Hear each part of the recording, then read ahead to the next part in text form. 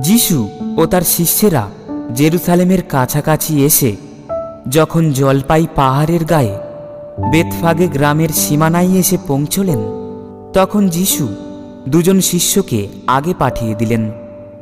তিনি তাদের বললেন, তোমরা সামনের ওই গ্রামটিতে যাও, গিয়েই দেখতে পাবে সামনে বাঁধা রয়েছে একটি গাধা, তার সঙ্গে রয়েছে তার বাচ্চাটি। ওদের বাঁধন খুলে আমার কাছে নিয়ে এসো।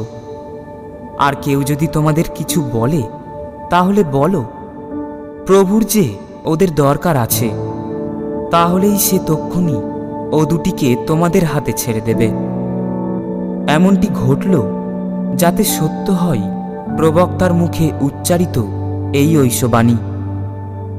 সিয়ন কন্যাকে বলো, ওই দেখো, তোমার কাছে আসছেন তোমার রাজা, কত নম্র কোমল প্রাণ তিনি, বসে আছেন তিনি একটি গাধারই পিঠে, ভারবাহী একটি পশুর বাচ্চারই পিঠে। শিষ্যেরা তখন গিয়ে যিশুর নির্দেশ মতোই কাজ করলেন। তারা সেই গাধা আর তার বাচ্চাটিকে নিয়ে এলেন। তারপর তাদের পিঠের ওপর তাদের নিজেদের গায়ের চাদর পেতে দিলেন। যিশু এবার এসে ওই চাদরগুলোর ওপরে বসলেন। লোকেরা তখন ভিড় করে এসে পথের ওপর নিজেদের গায়ের চাদর বিছিয়ে দিতে লাগল। কেউ কেউ আবার গাছ থেকে ডালপালা কেটে এনে পথের ওপর বিছিয়ে দিল। দলে দলে যে সমস্ত লোক যিশুর সামনে পেছনে চলছিল, তারা তখন চিৎকার করে বলতে লাগল, জয়, দাউদ সন্তানের জয়, প্রভুর নামেই আসছেন যিনি, ধন্য, তিনি ধন্য। আহা, উধর্ব লোকে উঠুক জয়ধ্বনি। এরপর যিশু যখন জেরুসালেমে প্রবেশ করলেন, তখন গোটা শহরটাই একটা সাড়া পড়ে গেল। সকলের মুখে মুখে তখন এই কথা, উনি কে? ভিড় করে আসা লোকেরা উত্তর দিল, উনি তো প্রবক্তা যিশু, গালিলেয়ার নাজারেথের সেই প্রবক্তা। যিশুর আত্মপ্রকাশের সময় এবার হয়ে এসেছে। এবার গোপনে আর নয়, প্রকাশ্যভাবেই জেরুসালেমে যাচ্ছেন তিনি।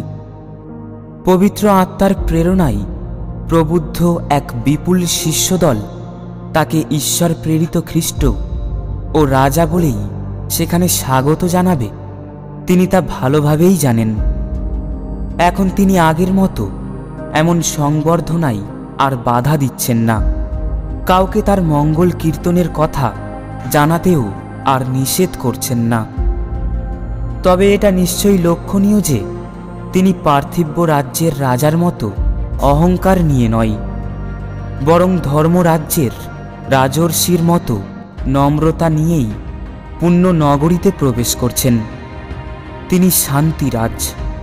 তার রাজ্য প্রতিষ্ঠিত হবে ক্ষমতার বলে নয়, বরং নম্র ভালোবাসায়, সকলের পরিত্রাণের জন্যে সম্পূর্ণ আত্মবিসর্জনেই।